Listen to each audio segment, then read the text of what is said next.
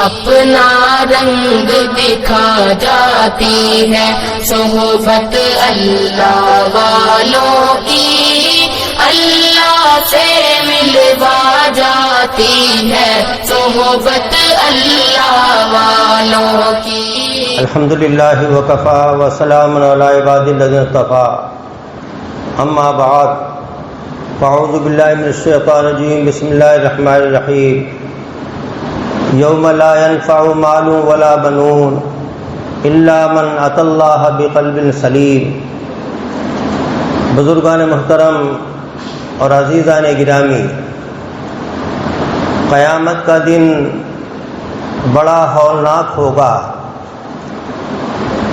اس دن میں بڑی سختیاں ہوں گی، جہنم بہت قریب کر دی جائے گی، جس میں زبردست شور ہو رہا ہوگا اور جہنم دہاڑ رہی ہوگی۔ کفار اسے دیکھ کر ہی سمجھ لیں گے کہ ہمیں اس میں جانا ہے، اور سورج بہت قریب ہو جائے گا، جس کی وجہ سے انسان کے جسم سے کثرت سے پسینہ نکل رہا ہوگا، بعضوں کے بھیجے ہانڈی کی طرح سے کھول رہے ہوں گے، لیکن تمام چیزوں کے باوجود موت واقع نہیں ہوگی، پریشانیاں ہوں گی، تکلیفیں ہوں گی، اور قیامت کا دن 1000 برس کے برابر ہوگا، اور اس کے اندر بڑی سختیاں ہوں گی۔ قرآن پاک میں اس کے بارے میں ذکر کیا ہے کہ لوگوں پر نشہ سا طاری ہوگا، لیکن حقیقتاً وہ نشے میں نہیں ہوں گے، بلکہ اللہ کا عذاب ہی بڑا سخت ہوگا۔ اس سخت دن میں اللہ کے بہت سے نیک بندے، محبوب بندے، اولیاء اللہ اس کی سختی سے محفوظ رہیں گے، عرش اعظم کے سائے میں رہیں گے۔ ان کا ایمان، ان کے اندر جو قلب سلیم ہے، ان کے نیک اعمال ان کے کام آئیں گے، اور اس دن کی سختی سے انہیں بچا لیں گے، وہ عرش اعظم کے سائے میں ہوں گے۔ اللہ تعالیٰ نے اس آیت پاک میں جو میں نے تلاوت کی، ارشاد فرمایا ہے، یوم لا ينفع مال ولا بنون الا من اتى اللہ بقلب سلیم۔ قیامت کا دن ایسا دن ہوگا کہ اس دن میں انسان کو نہ اس کی اولاد کام آئے گی، نہ اس کا مال کام آئے گا، نہ اولاد نفع دے گی، نہ اس کا مال اس کو نفع دے گا۔ ہاں، جو قلب سلیم لے کر آیا ہوگا وہ اس کو قیامت کے دن اس کا فائدہ پہنچے گا، اور قیامت کی سختی سے وہ محفوظ ہو جائے گا۔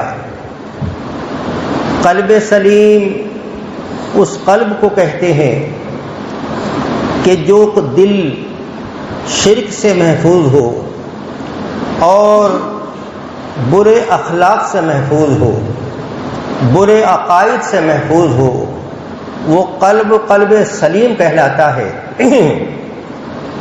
کافر انسان، اس کا قلب اور دل جو ہے وہ سلیم نہیں ہے، کفر کی گندگی سے وہ گندا ہے۔ ایمان والا، جس کے اندر ایمان ہے اور اس ایمان کے ساتھ اس کا دل برے اخلاق سے پاک نہیں، صاف نہیں، اس کا دل بھی سلیم نہیں کہلاتا۔ کفر سے تو سالم ہے، لیکن برے اخلاق سے سالم نہیں ہے۔ انسان کے دل پر کچھ کیفیات طاری ہوتی ہیں، کچھ صفات ہوتی جن کا تعلق انسان کے دل سے ہوتا ہے۔ اچھی صفات بھی ہوتی ہیں، بری صفات بھی ہوتی ہیں۔ اچھی کیفیتیں بھی انسان کے دل سے تعلق رکھتی ہیں، بری کیفیتیں بھی تعلق رکھتی ہیں۔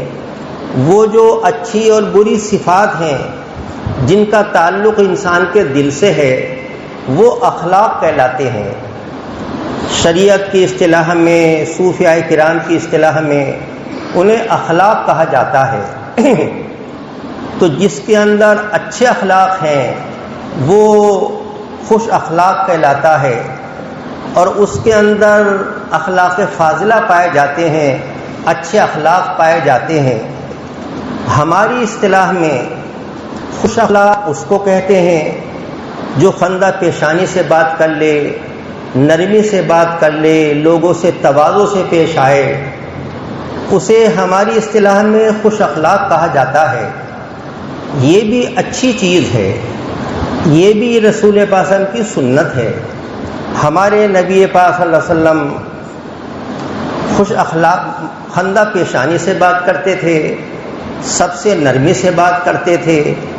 اگر کوئی بوڑھی راستے میں مل جاتی اور آپ کو روک کر بات کرنا چاہتی تو آپ اس سے راستے میں بات کر لیتے تھے، جبکہ آپ بادشاہوں کے بادشاہ تھے، اور آپ کی شان یہ تھی کہ جبرائیل السلام بھی آپ کے کمرے میں آئیں تو بغیر اجازت کے اندر داخل ہونے کی ہمت نہ کریں۔ آپ کی شان یہ تھی کہ جبرائیل اور میکائیل آپ کے خادم ہیں، اور آپ اللہ کے محبوب، سب سے بڑے محبوب بندے ہیں، اور آپ کی یہ شان ہے کہ اللہ نے آپ کو عرش اعظم پہ بلایا، اس مقام تک پہنچایا کہ جہاں تک کوئی پہنچ نہ سکا۔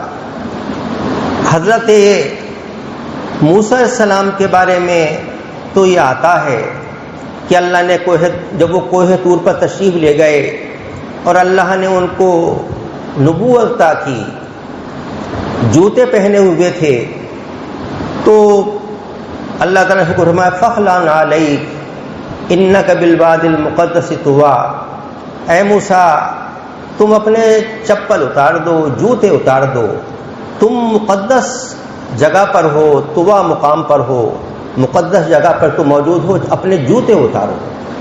اور رسول پاک صلی اللہ علیہ وسلم جب عرش پر تشریف لے گئے انہیں جوتے اتارنے کا حکم نہیں دیا گیا، اور موسیٰ علیہ السلام نے کوہ طور پر درخواست کی، رب ارنی انظر الیک، اے میرے رب میں آپ کا دیدار کرنا چاہتا ہوں۔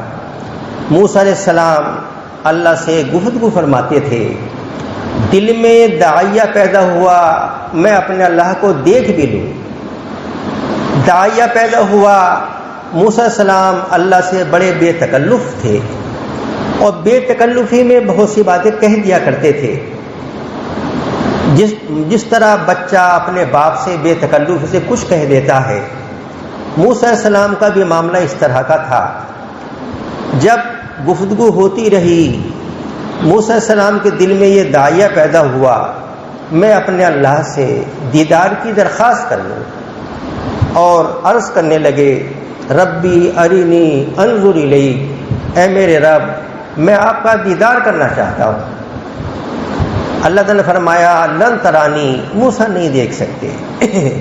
جب زیادہ اصرار بڑھا اور زیادہ طلب بڑھی تو اللہ نے فرمایا اچھا موسیٰ پہاڑ پر ہم ہلکی سی تجلی ڈالتے ہیں، اگر اس نے اس کو برداشت کر لیا فسوف ترانی، تو پھر معاملہ دیکھنے کا تمہارا ہو سکتا ہے، اور اگر پہاڑی برداشت نہیں کر سکا تو موسیٰ پھر آپ کیا دیکھ سکو گے۔ اللہ نے ہلکی سی تجلی ڈالی تو پہاڑ برداشت نہیں کر سکا، ریزہ ریزہ ہو گیا۔ موسیٰ علیہ السلام اس منظر کو دیکھ کر بے ہوش ہو گئے، سمجھ گئے میں دیکھ نہیں سکتا۔ اللہ تعالیٰ نے عرش پر آپ کو نبی وسلم کو بلایا اور بغیر طلب کے اپنا دیدار آپ کو کرایا، آپ کو وہاں دیدار ہوا، اللہ سے ہم کلام ہوئے، اللہ کی زیارت کی، اللہ کا دیدار کیا۔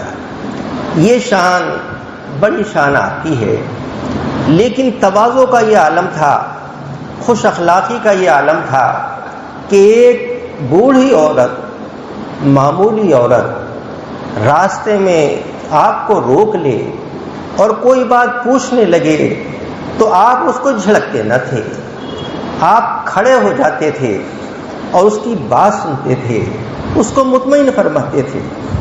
یہ رسول پاک صلی اللہ علیہ وسلم کی سنت ہے۔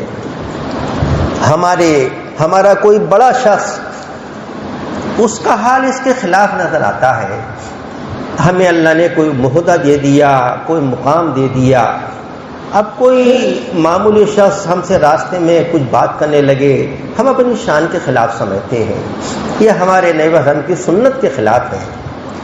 تو خندہ پیشانی سے بات کرنا، نرمی سے بات کرنا، تواضع سے لوگوں سے ملنا، یہ بھی خوش اخلاقی کہلاتی ہے، اور یہ ہماری اصطلاح میں کہلاتی ہے۔ شریعت کی اصطلاح میں خوش اخلاقی یہ کہلاتی ہے، وہ شخص خوش اخلاق ہے جس کے دل کے اندر اچھی صفات پیدا ہو جائیں، وہ خوش اخلاق کہلاتا ہے، اور اس کو اخلاق فاضلہ حاصل ہو جاتے ہیں۔ وہ صفات جن کا تعلق انسان کے دل سے ہے، اچھی بھی ہوتی ہیں، بری بھی ہوتی ہیں۔ اچھی صفات جیسے جو ہے تکبر کا نہ ہونا، تواضع کا ہونا۔ تواضع اچھی صفت ہے، تکبر بری صفت ہے۔ اخلاص کا ہونا، ریاکاری کا نہ ہونا۔ جو کام بھی انسان کرے اللہ کی رضا کے لیے کرے، دکھانے کے لیے نہ کرے۔ اخلاص اچھے اخلاق میں ہے، شامل ہے، اور ریاکاری برے اخلاق میں شامل ہے۔ انسان کے اندر تواضع ہو، تکبر نہ ہو۔ تواضع اچھے اخلاق میں ہے، تکبر برے اخلاق میں ہے۔ دنیا کی محبت، عہدے کی محبت، مال کی محبت، بخل کا ہونا، یہ سب برے اخلاق میں شامل ہوتے ہیں۔ کسی کا برا چاہنا، یہ سب برے اخلاق میں شامل کیے جاتے ہیں۔ اور یہ ساری کیفیات اور ساری صفات، ان کا تعلق انسان کے دل سے ہے، ظاہری جسم سے نہیں ہے، دل سے ہے۔ یہ کیفیات سب دل میں پیدا ہوتی ہیں۔ اچھے اخلاق یہ ہیں کہ انسان کے اندر اخلاص ہو، ہر کام اللہ کی رضا کے لیے کرے، انسان کے اندر تواضع ہو، تکبر نہ ہو، انسان اپنے آپ کو کمتر سمجھے، بہت کمتر سمجھے، بڑائی اس کے اندر نہ ہو، سخاوت اس کے اندر ہو، اور حب آخرت ہو، آخرت کی محبت اس کے دل کے اندر ہو، حب دنیا، حب جاہ نہ ہو، حب مال نہ ہو۔ تو یہ چیزیں اچھے اخلاق میں کہلاتی ہیں۔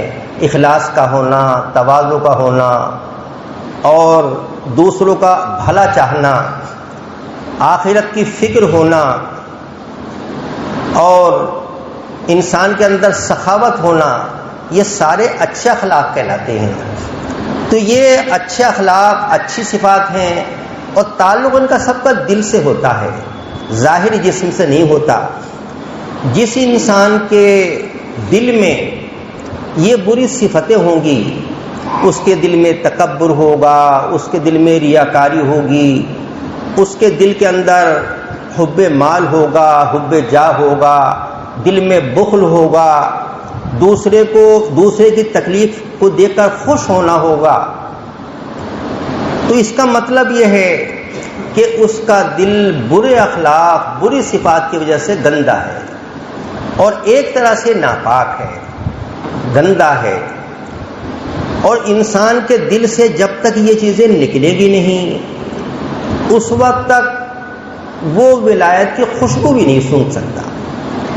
بلی تو کیا بنے گا، ولایت کی خوشبو بھی اسے حاصل نہیں ہوگی۔ اس لیے کہ جب تک یہ چیزیں نکلیں گی نہیں، اللہ کے یہاں اس کا کوئی عمل قبول ہی نہیں ہوگا۔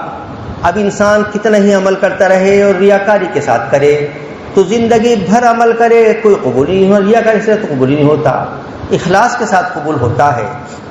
انسان عمل کر رہا ہے لیکن اس کے اندر تکبر ہے، تواضع نہیں ہے، تو یہ تکبر خود اتنی بری چیز ہے، دل کو گندا کر دے گی، اس کے دل کو میلا کر دے گی، اور اس بری صفت اور بری کیفیت کی وجہ سے انسان بعض مرتبہ اس کبر اور بڑائی اور تکبر کی وجہ سے اپنے آپ کو ہلاک کر دیتا اور اس کا تکبر اس کو لے ڈوبے گا. برس عمل کرنے کے باوجود اس کے ہلاک ہونے کا خطرہ ہے اور اس کا تکبر ہلاک کرے گا. ابلیس اس نے ہزاروں برس اللہ کی عبادت کی اور اللہ نے اسے بڑا اونچا مقام دیا تھا. پہلے زمین پر جنات پر اس کو بادشاہ بنایا، اس کو سردار بنایا. اس نے عبادت اللہ کی خوب کی تو اللہ نے اس کا مقام اور بڑھایا اور اللہ نے پھر آسمانوں پہ جانے کی اجازت دے دی، ورنہ آسمانوں پہ جنات کہاں جا سکتے ہیں؟ دروازے آسمان کے بند ہیں، فرشتوں کے پہرے ہیں، کسی کی ہمت ہی نہیں کہ وہاں کو چلا جائے بغیر اللہ کی اجازت کے. تو اللہ نے اس کے لیے اجازت دی، اس کو اعزاز دیا، اس کی عزت بڑھائی، عہدہ بڑھایا، مقام اس کا بلند کیا. آسمانوں پہ ٹہلنے کی اجازت ہو گئی، آسمانوں پہ جانے کی اجازت ہو گئی. ابلیس آسمانوں پہ جاتا، وہاں سیر کرتا، آسمانوں پہ رہ کے اللہ کی عبادت کرتا، فرشتوں سے ملاقاتیں کرتا، فرشتوں کو کبھی اللہ کی معرفت کی باتیں بتاتا اور یہ معلم الملکوت کہلانے لگا کہ فرشتوں کو بھی معرفت کی باتیں بتاتا تھا. اللہ نے اس کا اونچا مقام کیا، بلند کیا. لیکن جب اللہ کو یہ منظور ہوا کہ وہ اپنا خلیفہ پیدا کرے تو اللہ تعالیٰ نے آدم السلام کو پیدا کیا. آدم السلام پیدا ہوئے تو اللہ نے ان کی عزت ظاہر کرنے کے لیے اور یہ ظاہر کرنے کے لیے میرے خلیفہ ہیں، یہ تم سب کے لیے معظم اور محترم ہیں. اللہ نے فرشتوں کو حکم دیا سجدہ کرو، سجدہ تعظیمی کرو. تو سب نے سجدہ کر لیا، ان کی عظمت ظاہر کی. ابلیس چونکہ وہاں تھا تو اسے بھی حکم ہوا، لیکن اس نے سجدہ نہیں کیا. اللہ کے فرمانے کے باوجود سجدہ اس نے نہیں کیا، کھڑا رہ گیا. اب اللہ نے معلوم کیا، اے ابلیس جب ہم نے حکم دیا تھا تو نے سجدہ کیوں نہیں کیا، یہ بتا. تو اس گستاخ نے اللہ کو جو جواب دیا تکبر کی گندگی میں ملا ہوا تھا، تکبر کی کھلم کھلا اس میں بدبو آ رہی تھی. اس نے کہا انا خیر منہ خلقتنی من نار وخلقتہ من طین، اے اللہ میں کیوں کروں سجدہ، دیکھیے میں ان سے افضل ہوں، ان سے اعلیٰ ہوں. اور دلیل اس نے دی خلقتنی من نار وخلقتہ من طین، اے اللہ دیکھیے آپ نے مجھے آگ سے پیدا کیا، انہیں خاک سے پیدا کیا، اور آگ خاک سے افضل ہے. تو جو چیز افضل چیز سے پیدا ہے نتیجہ ظاہر ہے کہ وہ افضل ہوگا، جو مفضول چیز سے گھٹیا چیز سے پیدا ہے وہ مفضول اور گھٹیا ہوگا. تو آدم تو گھٹیا چیز سے پیدا ہے، مٹی سے، میں آگ سے پیدا ہوں. آگ کی صفت ہے اوپر کو اٹھنے کی، تو اس کے اندر علو ہے، بلندی ہے، اونچی ہے. میں اونچی چیز سے پیدا ہوں تو میں اونچا ہوں، بڑا ہوں، میں کیوں سجدہ کروں. یہ اللہ کے سامنے دلیل دے رہا ہے اپنی گستاخی کی کہ میں نے سجدہ یوں نہیں کیا کہ قاعدے کے موافق میں افضل ہوں اور مفضول افضل کو سجدہ کیا کرتا تو میں کیوں کروں. یہ اللہ کے سامنے اس نے گستاخی پہ گستاخی کی. تو اللہ تعالیٰ کے یہاں تو ندامت پسند ہے. اللہ تعالیٰ کسی سے بڑا جرم ہو جائے اور اللہ کے سامنے وہ نادم ہو جائے، اللہ معاف کر دیتا ہے اور اللہ اس کے مغفرت کر دیتا ہے. بڑے سے بڑا جرم کر لے، ایک کافر جس کی 70 سال کفر میں زندگی گزری، ایک مرتبہ سچے دل سے کہہ دے لا الہ الا اللہ محمد رسول اللہ، تو اللہ تعالیٰ ایک سیکنڈ میں اس کے 70 سال کے گناہ معاف کر دیتا ہے. اللہ کی شان یہ ہے، اس کی شان غفاری یہ ہے. تو بڑے سے بڑا مجرم اللہ کے سامنے اگر توبہ کر لے اللہ معاف فرما دیتا ہے. یہ گستاخ بھی اللہ سے معافی مانگتا تو اللہ تعالیٰ تو غفار ہے ہی، اللہ رحمان و رحیم ہے، معاف کر دیتا ہے. لیکن یہ بد نصیب تھا، بد قسمت تھا، اللہ کے سامنے دلیلیں دینے لگا، معافی مانگ لیتا. دلیلیں دینے لگا تو اللہ کے سامنے دلیلیں کہاں چلتی ہے. اب اللہ تعالیٰ غضبناک ہو گیا، ناراض ہو گیا، اور فرمایا اللہ تعالیٰ فخرج منہا فإنک رجیم وإن علیک لعنتی الی یوم الدین، تو یہاں سے نکل، تو یہاں سے دفان ہو، فإنک رجیم، تم مردود ہو چکا، وإن علیک لعنتی الی یوم الدین، میری لعنت تجھ پر قیامت تک برستی رہے گی۔ ابلیس کتنا سخت دل تھا، ابلیس کتنا گستاخ تھا، ابلیس کتنا بد نصیب تھا۔ اگر اس کے دل میں اللہ کی تھوڑی سی بھی محبت ہوتی تو اپنے محبوب کو ناراض ہوتا بنا دیتا اور بہت جلدی معافی مانگتا اور بار بار معافی مانگتا، اور جب تک ناراضگی دور نہ ہوتی چین اس کو نہ ملتا۔ اگر یہ اس کی قسمت سیدھ میں ہوتی اور یہ اللہ اپنے آپ اللہ کی عبادت، اللہ کی محبت میں کرتا، اپنے اللہ کو راضی کرنے کے لیے کرتا، تو پھر یہ اس کی شان ہوتی۔ آدم علیہ السلام سے ایک بھول ہو گئی، اللہ نے منع کیا تھا گندم کو مت کھانا، اس درخت کے قریب مت جانا، شیطان نے ایسی شکل کی، چال کی جس سے وہ سمجھے کہ ہمارے حق میں یہ خیر ہوگا، اسے کھا لیں گے جنت میں ہمیشہ رہیں گے۔ اس کو کھا لیا۔ اب اللہ کی طرف سے پوچھ شروع ہوئی، آدم ہم نے منع کیا تھا، تم نے کیوں کھایا؟ آدم سمجھ گئے کہ ابلیس نے جو قسمیں کھائیں جھوٹی کھائیں، اور جھوٹی قسمیں کھا کے مجھے دھوکہ دے دیا، اور واقعی غلطی ہو گئی مجھ سے۔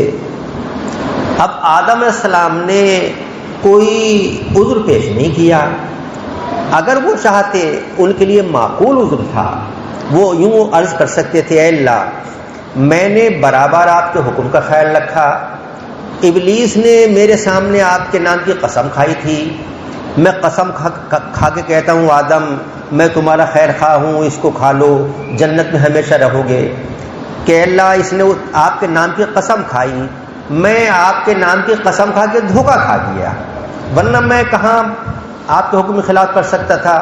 یہ کہہ سکتے تھے، معقول عذر ان کے سامنے تھا، لیکن وہ سمجھ گئے کہ اس وقت تو اللہ سے معافی مانگنے کے علاوہ، توبہ استغفار کرنے کے علاوہ، اللہ کو راضی کرنے کے لیے، اللہ کے غصے کو ہلکا کرنے کے لیے کوئی تدبیر نہیں ہے، اور اللہ سے معافی مانگنی شروع کی، کوئی عذر پیش نہیں کیا، اور معافی مانگنی شروع کی، ربنا ظلمنا انفسنا وَإِن لَّمْ تَغْفِرْ لَنَا وَتَرْحَمْنَا لَنَكُونَنَّ مِنَ الْخَاسِرِينَ۔ اے ہمارے رب، ہم سے غلطی ہو گئی، ہم سے ظلم ہو گیا، ہم سے قصور ہو گیا، اور اے اللہ آپ معاف نہ کریں گے تو ہم تو بہت گئے گزرے ہو جائیں گے، ہمارا بڑا نقصان ہو جائے گا۔ معافی مانگتے رہے، معافی مانگتے رہے، اور جب تک اللہ نے معاف نہ کر دیا ان کا رونا ختم نہیں ہوا، بے چینی ختم نہیں ہوئی۔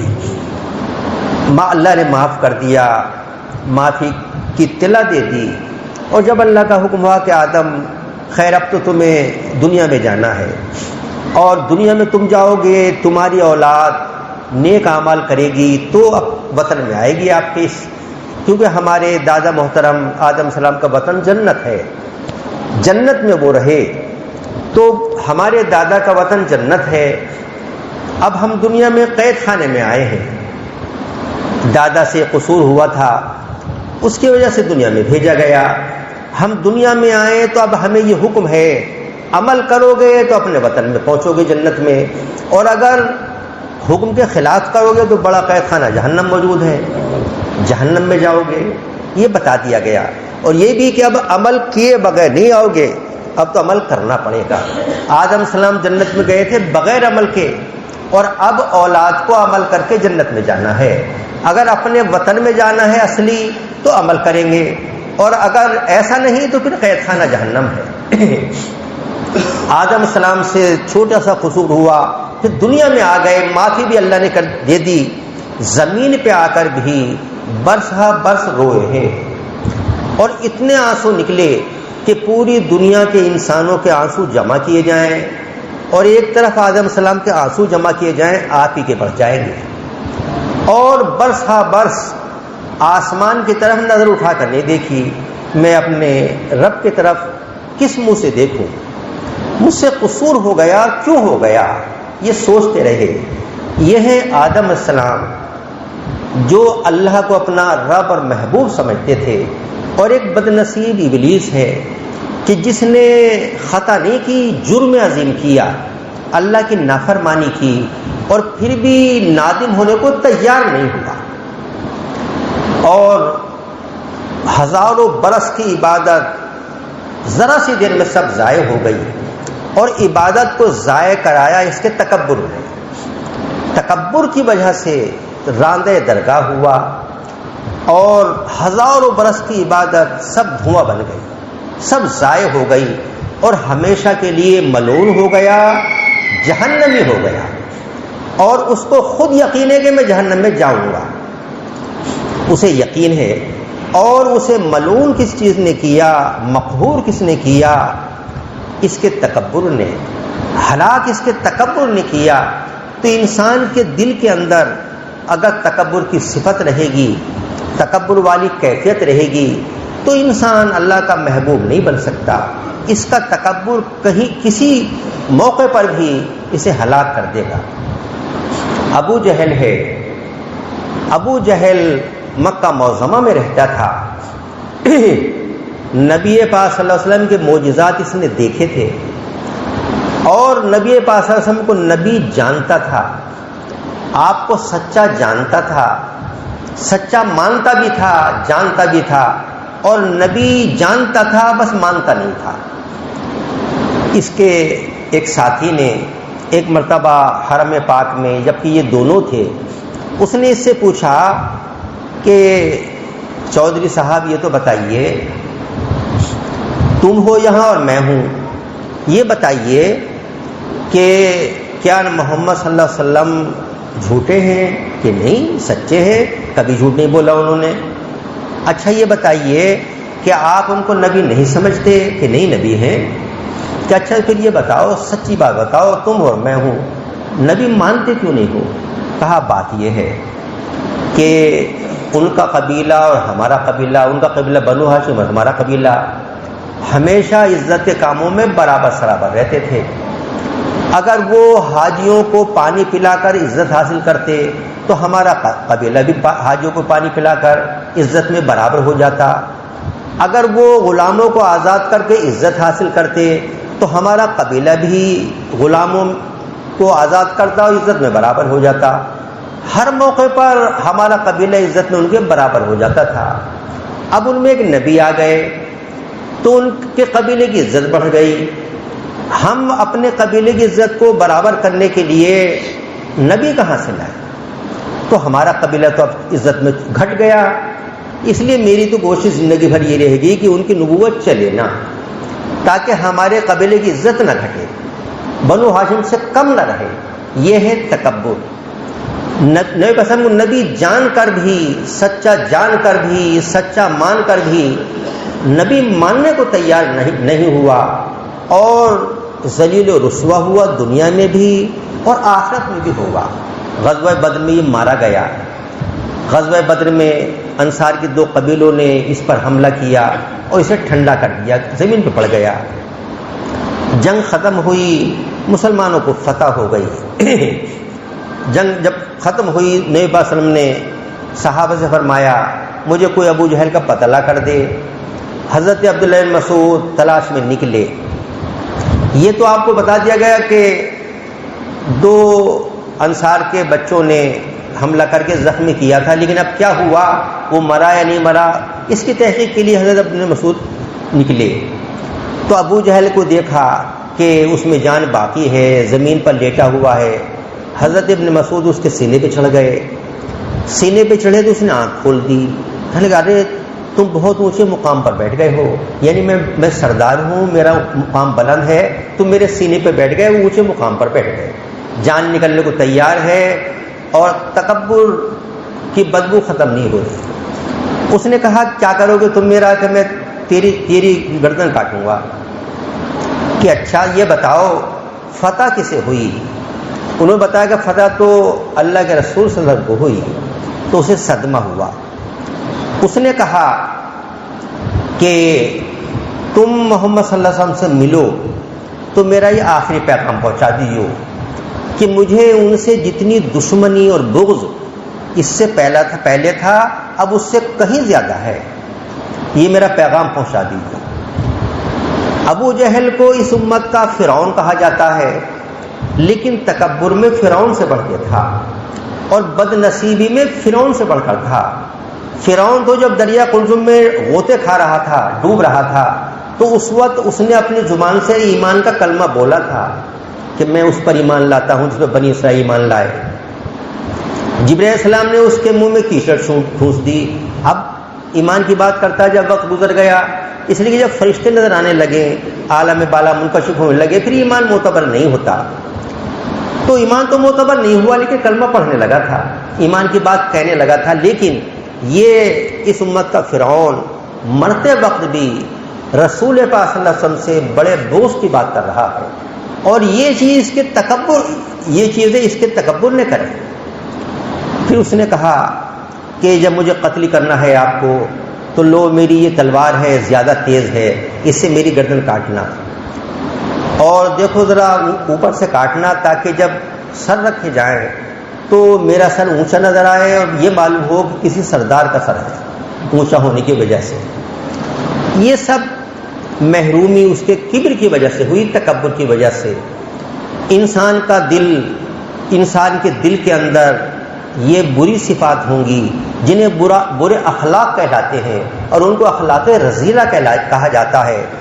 جس دل کے اندر یہ اخلاق رذیلہ ہوں گے، ریاکاری ہوگی، تکبر ہوگا، بخل ہوگا، لوگوں کی بدخواہی ہوگی، عجب ہوگا، حب مال، حب جاہ، حب دنیا وغیرہ، یہ برے اخلاق ہوں گے تو اس کا دل گندا ہوگا اور اس کو ولایت حاصل نہیں ہو سکتی۔ اور جس کے اندر اچھی صفات ہوں گی اس کے اندر ایمان ہوگا، اس کے اندر تواضع ہوگی، اس کے اندر اخلاص ہوگا، اس کے اندر حب آخرت ہوگی، اس کے اندر اللہ کی محبت دل میں ہوگی، یہ اچھے اخلاق اس کے اندر ہوں گے تو اس کا دل نورانی ہوگا۔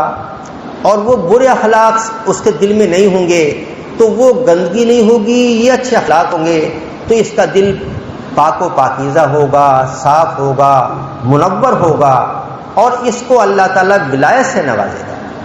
اور اسی کے بارے میں اللہ تعالیٰ فرماتا ہے قیامت کے دن مال اور اولاد تو کام آنے والی نہیں ہے، ہاں نفع اس کو پہنچے گا قیامت میں جو وہاں قلب سلیم لے کر آئے گا، وہ دل لے کر اللہ کے دربار میں پہنچے گا کہ جو شرک سے بھی سالم اور محفوظ ہو، برے اخلاق سے بھی سالم اور محفوظ ہو، برے عقائد سے بھی سالم ہو اور محفوظ ہو۔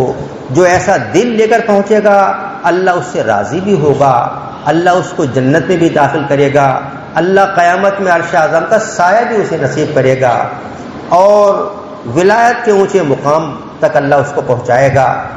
تو ہمیں چاہیے کہ ہم اپنے دل کو پاک و پاکیزہ کریں برے اخلاق سے، اور ہمارے دل کے اندر یہ اچھے اخلاق پیدا ہوں، اچھی صفات پیدا ہوں، تاکہ ہمارا قلب ان اچھے اخلاق کے انوار سے منور ہو، اللہ کی معرفت سے منور ہو۔ اور پہلے زمانے میں تو اولیاء اللہ اور مشائخ بڑے مجاہدے کرایا کرتے تھے، ذکر بھی کراتے تھے، بڑے مجاہدے کرایا کرتے تھے تاکہ یہ اخلاق رذیلہ ایک ایک کر کے نکل جائیں، اور اچھے اخلاق جتنے ہیں وہ سب دل کے اندر پیدا ہو جائیں، بڑے مجاہدے کرائے جاتے تھے۔ لیکن ہمارا زمانہ ایسا ہے، نہ تو ہماری عمریں لمبی، نہ ہماری اچھی صحت ہے، نہ ہمارے پاس زیادہ وقت، تو اس لیے ہلکے پھلکے مجاہدے کریں اور اللہ کا ذکر خوب کریں۔ اللہ کا ذکر کریں گے دل کے اندر نورانیت پیدا ہوگی، تو ایک ایک رذیلہ، ایک برے اخلاق جو ہیں ایک ایک کر کے نکل جائیں گے دل سے، اور اچھے اخلاق آہستہ آہستہ پیدا ہو جائیں گے، اور دل اچھے اخلاق کے ساتھ مصفہ مجلہ ہو جائے گا، منور ہو جائے گا، اور پھر توقع اس بات کی ہوگی کہ اللہ کے یہاں ہمیں بھی عزت ملے، اللہ ہم سے راضی ہو۔ یہ جو ذکر ہمارے اکابر کراتے ہیں، مشائخ کراتے ہیں، مختلف طرح کا ذکر کراتے ہیں، زبانی بھی بتاتے ہیں کہ صبح شام یہ تسبیحات پڑھو، اور سانس کا ذکر کراتے ہیں، قلب کا ذکر کراتے ہیں، مراقبے بھی کرائے جاتے ہیں، اور یہ 12 تسبیحات ضرب والی بھی کراتے ہیں۔ ویسے تو ثواب اس ذکر سے بھی ملتا ہے، دل پر اس ذکر کا بھی اثر ہوتا ہے، اس ذکر کی برکت سے بھی دل اور باطن پاک و پاکیزہ نورانی ہوتا ہے۔ لیکن جو ضرب والا ذکر ہے اس کا ایک فائدہ اور زیادہ ہوتا ہے، وہ یہ کہ مومن کا دل نرم بھی ہونا چاہیے، مومن کا دل سخت نہیں ہونا چاہیے۔ جب ضرب لگائیں گے دل پر تو اللہ کے نام کی ضرب لگے گی تو دل کے اندر اگر سختی ہوگی، سختی بھی دور ہوگی، دل کے اندر نرمی پیدا ہوگی اور اللہ کے نام کی نورانیت بھی پیدا ہوگی۔ ضرب سے یہ 2 فائدے ہوتے ہیں، ورنہ زبانی ذکر کرتے ہیں، تسبیحات پڑھتے ہیں، سب ذکر کرنا چاہیے جیسے مشائخ بتلائیں۔ تو یہ 12 تسبیحات ہوتی ضرب والی۔ اس کو ہر مرتبہ میں اس لیے ذکر کر دیتا ہوں اس کا طریقہ، تاکہ سب کے علم میں رہے اور یہ ذکر کریں تو صحیح طرح سے کریں۔ حضرت مولانا انعام صاحب سے ایک ساتھ بیعت تھے، چاندپور کے رہنے والے تھے اور جماعت کے بڑے کام کرنے والے تھے۔ ان کے ایک ساتھی جو ان کے بہت قریب تھے، وہ ہنستے ہوئے مجھ سے ذکر کر رہے تھے۔ وہ صاحب انتقال فرما گئے، بہت نیک آدمی تھے۔ تو حضرت مولانا صاحب سے بیعت تھے، تو ان کے سامنے بتانے لگے کہ حضرت میں ذکر کرتا ہوں اور ضرب ایسے لگاتا ہوں، تو الٹی لگا رہے تھے۔ حضرت نے ڈانٹا، میں تم نے ایسے بتایا کہ میں نے تمہیں ایسے 15 برس سے کر رہے ہوں گے ایسے ہی۔ تو ضرب والا بھی ذکر ہو، چونکہ دل یہ پسلی کے نیچے ہے، تو اس طرح ضرب لگائی جاتی ہے کہ دل پہ اثر ہو، دل پہ ہلکے سے ضرب لگے، اور ایسی بے اصولی کے ساتھ لگائیں گے تو اس کا بڑا فائدہ نہ ہونے کا۔ تو یہ 12 تسبیحات کہلاتی ہیں اور ضرب کے ساتھ ہوتی ہیں۔ 200 مرتبہ تو لا الہ الا اللہ ہے، اور 400 مرتبہ الا اللہ ہے، اور 600 مرتبہ اللہ اللہ ہے۔ یہ 12 تسبیحات کہلاتی ہیں۔ تو 200 مرتبہ لا الہ جو ہے وہ اس کے طریقہ یہ ہے، یہ بائیں پسلی کے ذرا نیچے دل ہے، تو جب یہ ذکر کریں تو چاہے ایسے بیٹھیں جیسے 4 زانو بیٹھتے ہیں پالتھے مار کر، چاہے 2 زانو بیٹھ جائیں جیسے سہولت ہو۔ تو سر ہلکا سا سامنے کو جھکائیں اور دل پہ توجہ دیں، اور دل پہ توجہ دے کے پھر لا الہ کہیں، لا الہ، گردن سر دائیں طرف کو پھیریں اور یہاں سانس توڑ دیں، اس طرح کہہ کے لا الہ الا اللہ۔ دوسرا سانس بھریں اور دوسرا سانس جو ہے اس کی ذرا دل پہ لگائیں، ہاں یہ ہلکے طریقے سے۔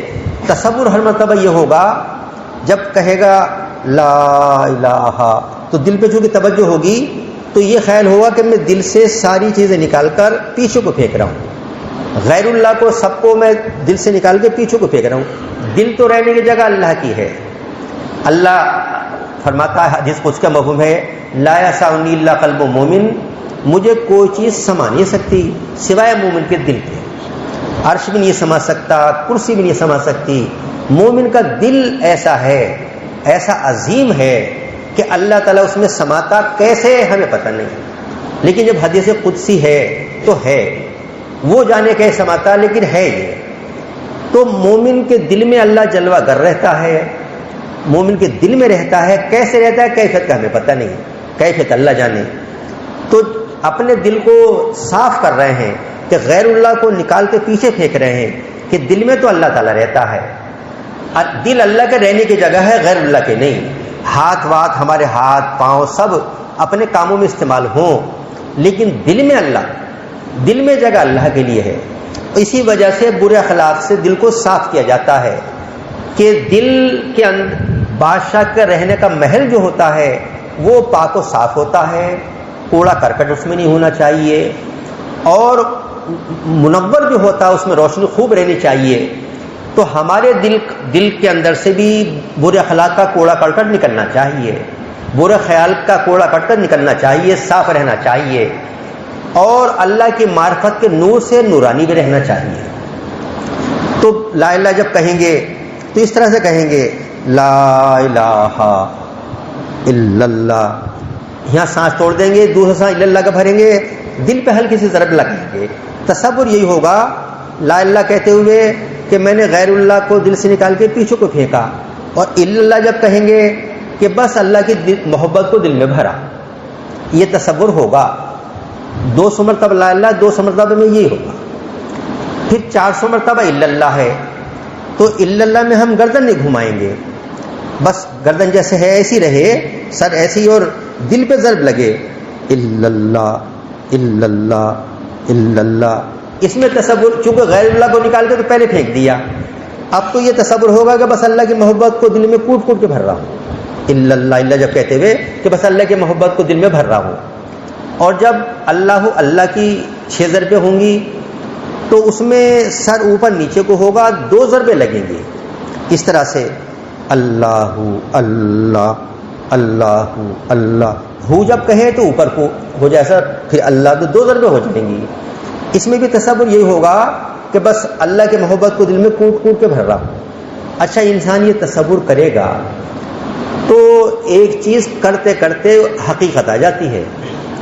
دل میں جب سوچتا رہے گا بار بار، اور اللہ کسی کی محنت کو ضائع بھی نہیں کرتا، تو جب یہ اللہ کی محبت دل میں پیدا کرنے کے لیے محنت کر رہا ہے، مجاہدہ کر رہا ہے، تو اللہ حقیقت اتار دیتا ہے. اکابر نے یہ چیزیں بتائیں، جنہیں بتائیں انہیں فائدے ہوئے، اور یہ چیزیں فائدے سے خالی بھی نہیں ہوتی.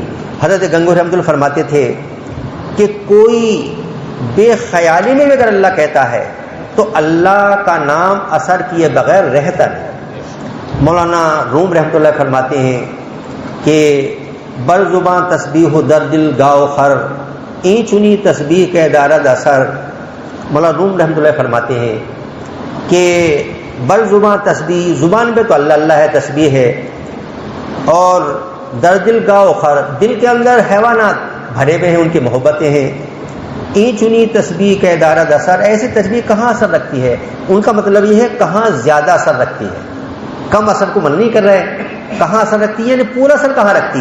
ہمارے حضرت گنگوہی رحمۃ اللہ نے اس شعر میں تھوڑی ترمیم کری، اور حضرت فرمایا کرتے تھے بر زباں تسبیح در دل گاؤ خر، این چنی تسبیح ہم دارد اثر.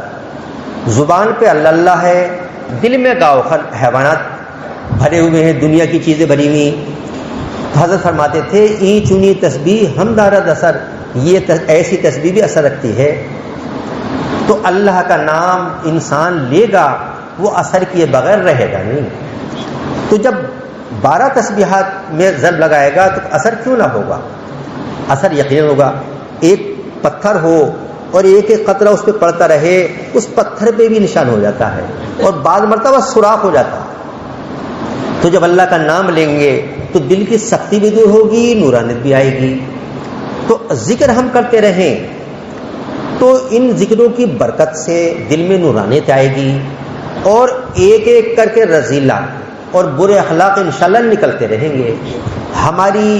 ہمارے قوہ ایسے نہیں کہ زیادہ مجاہدے کریں، ہماری زندگی نہیں کہ ہم لمبے برسوں تک مجاہدے کرتے رہیں، اتنا وقت نہیں، اور نہ ہمارے اندر اتنی قوت ہے.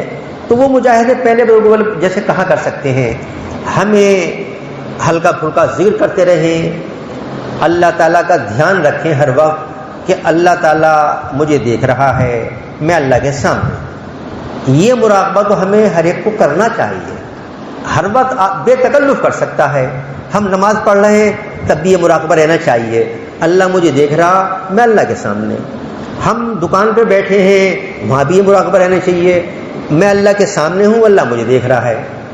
تو اب جب یہ مراقبہ رہے گا تو کیا دکاندار جھوٹ بولے گا؟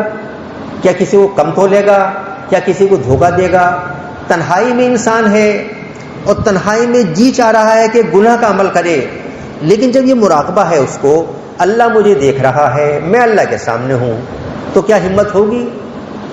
یہ مراقبہ مستقل رہنا چاہیے ہر ایک کے، ہر وقت، ہر عمل میں. تو اس کی برکت سے وہ جو باطن کی تاریکی ہے وہ نکلنی شروع ہوگی، اندھیرا نکلنا شروع ہوگا، دھیرے دھیرے نورانیت آئے گی، اور وہ برے اخلاق جو دل کے اندر ہوتے ہیں، وہ کیفیتیں وہ ایک دم سے نہیں نکلیں گی، آہستہ آہستہ نکلیں گی. آہستہ آہستہ کبھی ایک نکلے گی، کبھی دوسری نکلے گی، کبھی تیسری نکلے گی انشاءاللہ نکل جائیں گی. پوری زندگی میں بھی دل پاک ہو گیا تو سودا سستا ہے. اس لیے اللہ کا ذکر خوب کرنا چاہیے. تو اب یہ 12 تسبیحات ہیں, سب کو موقع نہ ملے تو اس کے آدھی بھی کر سکتے ہیں, اور آدھی کا بھی کسی کو موقع نہ ملے تو ایک ایک کر لیا کریں. ایک تسبیح لا الہ کی کر لیا کریں, ایک الا اللہ کی, ایک اللہ کی کر لیا کریں. تو بہرحال فائدے سے تو خالی نہیں ہے, اور جس وقت موقع ہو اس وقت 24 گھنٹے میں جس وقت موقع ہو کر سکتے ہیں. نہ کریں گناہ تو کچھ نہیں ہوگا, لیکن فائدے کی چیز ہے تو فائدے کی چیز کو کرتے رہتے. ہمارے حضرت گنگوہی رحمۃ اللہ علیہ ولایت میں بہت اونچا مقام رکھتے تھے, لیکن ہمارے استاد مولانا مفتی محمود صاحب گنگوہی ان کا ذکر خیر فرماتے تھے. تو فرماتے تھے حضرت گنگوہی نے زندگی کے آخر تک یہ 12 تسبیحات پڑھی ہیں, ضرب والی آخر تک. اور بعضوں کو منع فرما دیا کرتے تھے کہ اب تم مراقبہ کرنے لگے, یہ کرنے لگے, وہ تسبیحات چھوڑ دو, لیکن خود کرتے رہتے تھے. اس کا بہت بڑا فائدہ. تو اس وقت یہ 3 تسبیحات کا رائے دیتے ہیں, اس وقت کر لیجیے. ایک تو لا الہ کی, اور ایک الا اللہ کی, اور ایک اللہ کی. یہ 3 تسبیحات اس وقت آپ بھی کہہ لیجیے.